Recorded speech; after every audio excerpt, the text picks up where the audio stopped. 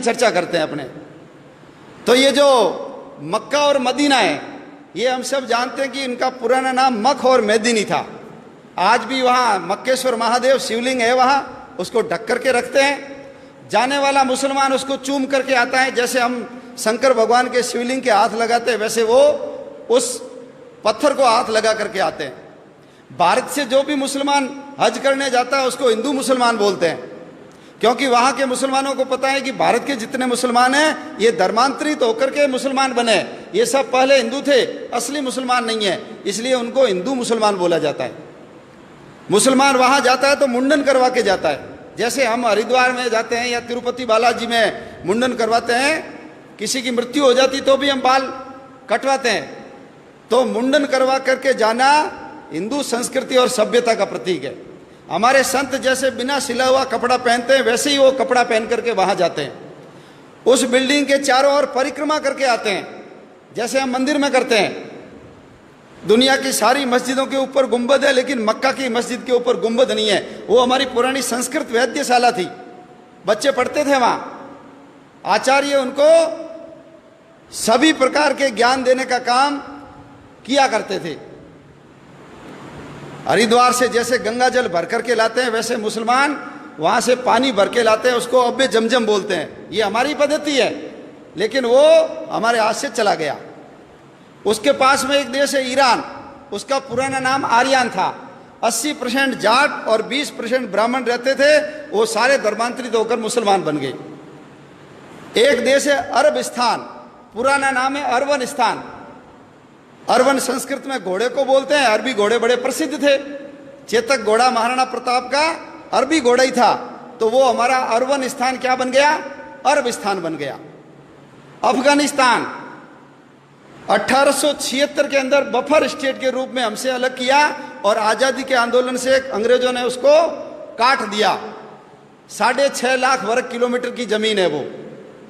गांधारी वहीं की थी, दुर्योधन की मां आंखों पे पट्टी बांधी, पति अंधे, मैं भी नहीं देखूंगी। 1876 में हमारे हाथ से चला गया। 1904 में नेपाल हमारे से काट करके अलग किया। भगवान राम की ससुराल सीता माता जहां पैदा हुई वो नेपाल हमारे हाथ से चला गया। 1,47,000 वर्ग किलोमीटर का क्षेत्रफल है वहां। 1906 के अंदर उसके पास में एक भूटान नाम का देश है, 46,000 वर्ग किलोमीटर का क्षेत्रफल है। 1906 में हमसे काट करके अलग किया। 1916 ये जो तिब्बत है, जिसका पुराना नाम त्रिविष्टप है, 25 लाख वर्ग किलोमीटर का क्षेत्रफल है। दलाई लामा वहीं के रहने वाले हैं। और देश की आज़ादी के बाद जब 1962 में चाइना ने आक्रमण किया, तब तक वो हमारे पास था। उसकी विदेश नीति, उसकी रक्षा नीति, उसकी रक्षा का काम हमारी सेनाएं करती थी। लेकिन हिंदी चीनी भाई भाई पंचशील के सिद्धांत, नेहरू जी की गलती के कारण वो चाइना ने हमसे हड़प लिया, दबा लिया। आज वो जो तिब्बत है चाइना के पास चला गया। भारत और चीन के बीच में तिब्बत बहुत बड़ी भूमि थी, चाइना बॉर्डर से बहुत दूर था, लेकिन चाइना का बॉर्डर भारत के पास आकर के लग गया। 1935 भगवान राम ने जिस लंका को जीत करके सोने की लंका को ठोकर मार दी और अपने भाई लक्ष्मण को कहा जननी और जन्मभूमि स्वर्ग से बढ़कर है, वो 1935 में हमसे काट करके अलग कर दी। क्षेत्रफल कितना है, 66,000 वर्ग किलोमीटर। 1937 जिसको आज हम म्यांमार बोलते हैं, पुराना नाम है बर्मा, रंगून। याद करो, काले पानी की सजा के लिए सबको पकड़ पकड़ करके वहां ले जाते थे और सुभाष चंद्र बोस ने आजाद हिंद फौज बना करके जो हमला किया था, रंगून अपने कब्जे में कर लिया था। वो बर्मा हमारे से 1937 में अलग कर दिया गया। बर्मा का क्षेत्रफल भी 6,70,000 वर्ग किलोमीटर है। 1947 आ गया। 1947 में ये जो बांग्लादेश, उस समय उसका नाम पूर्वी पाकिस्तान था, 1.5 लाख वर्ग किलोमीटर। और ये जो पश्चिमी पाकिस्तान 8 लाख वर्ग किलोमीटर, 9.5 लाख वर्ग किलोमीटर की जमीन 1947 में हमसे काट करके अलग कर दी गई। बहुत पवित्र स्थान हमारे हाथ से चले गए। सरस्वती नदी गई,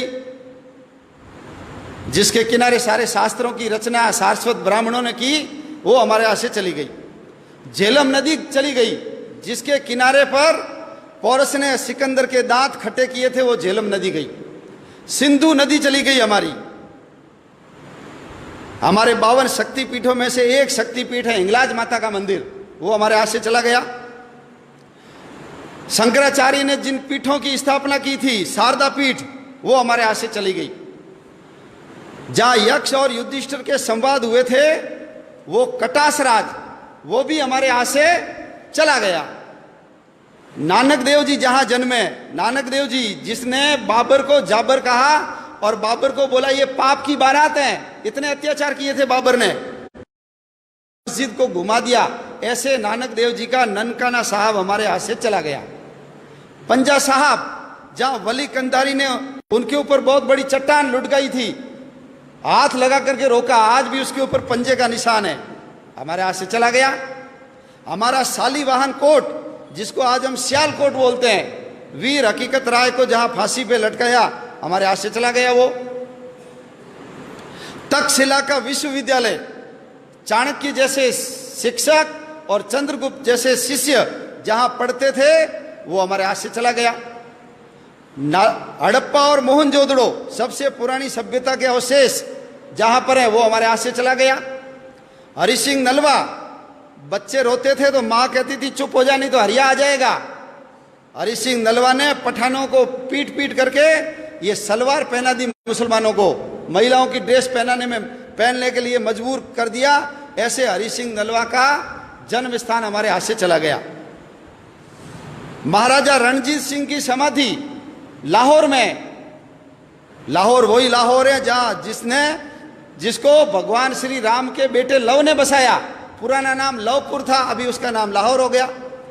कुश ने जिस कुशपुर को बसाया था, उसका नाम वर्तमान में कुसूर है, वो भी हमारे हाथ से चला गया। कश्मीर हमारे हाथ से चला गया। 2,22,000 में से 1,21,000 वर्ग किलोमीटर की जमीन पाकिस्तान ने ले ली, कश्मीर हमारे हाथ से चला गया। 1962 में चीन ने जब आक्रमण किया तो 35,500 वर्ग किलोमीटर की जमीन चीन ने दबा ली।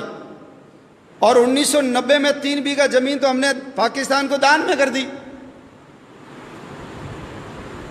समुद्र तट के अंदर बसा हुआ मालदीव 3,000 वर्ग किलोमीटर का क्षेत्रफल है, वो मालदीव भी हमसे अलग हो गया। अंग्रेजों को समुद्र के अंदर अपने बेड़े रखने की जरूरत थी, इसलिए उन्होंने मालदीव को 1947 में ही अलग करके आजाद कर दिया। इतनी बड़ी भूमि, इतने 6 प्रांत हमारे हाथ से चले गए, कुल 62 जिले गए। और जिस समय देश का विभाजन हुआ, हमारे कबूतर उड़ाने वाले अंकल जी जब लाल किले पे खड़े होकर के अपने शेरवानी के तीसरे बटन हॉल में गुलाब की कली सजा करके भाषण दे रहे थे, उस समय पाकिस्तान की सड़कों के ऊपर हमारी माँ बहनों को नंगा करके उनके जुलूस निकाले जा रहे थे। रेलों के अंदर काट काट करके भर भर रेलें भेजी जाती थी। भाला टांग करके बच्चों की एक के ऊपर एक, जैसे सुई के ऊपर फूल डाल करके माला बनाते हैं, ऐसे बच्चों को डाल डाल करके गांधी जी के लिए तोहफा, नेहरू जी के लिए भेंट, ऐसा लिख लिख करके वहां से भेजा जा रहा था। नर कंकाल इधर से उधर किए जा रहे थे और हम गीत गा रहे थे, दे दी हमें आजादी बिना खड़ग बिना ढाल। एक बूंद भी खून नहीं बहाया और आजादी मिल गई, ऐसा उस गीत के अंदर वर्णन है। 12 लाख लोग मारे गए, 12 लाख लोग, 2 करोड़ लोग बेघर हो गए। लंबे लंबे मीलों लंबे काफिले, जितना सामान उठा सकते हो लेकर के चलो। कल्पना कर सकते हैं यदि कल हमको कह दे यहां से छोड़ के सब चले जाओ, इतना आलीशान मकान, इतनी बड़ी दुकान, फैक्ट्री, क्या बीतती है मन के ऊपर। लेकिन यह इतिहास हमको नहीं पढ़ाया जाता, और नहीं पढ़ाने के कारण आने वाले समय में हम देश की रक्षा कर पाएंगे कि नहीं कर पाएंगे, प्रश्न चिन्ह खड़ा होता है।